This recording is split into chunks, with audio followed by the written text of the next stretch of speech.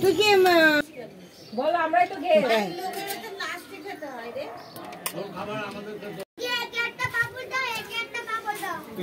পাপড়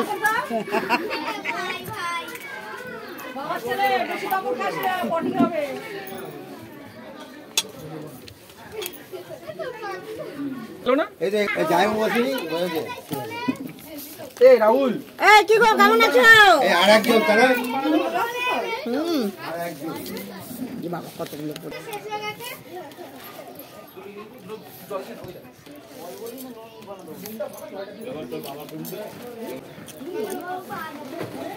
মামি কোথায়? হ্যাঁ মামি মামি বাড়িতে। মামা আসবে তারপর আসবে।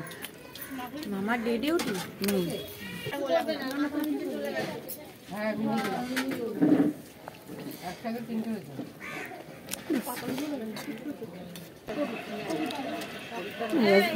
আল্লাহ মুখেও মেখেছে মেখে গেছে।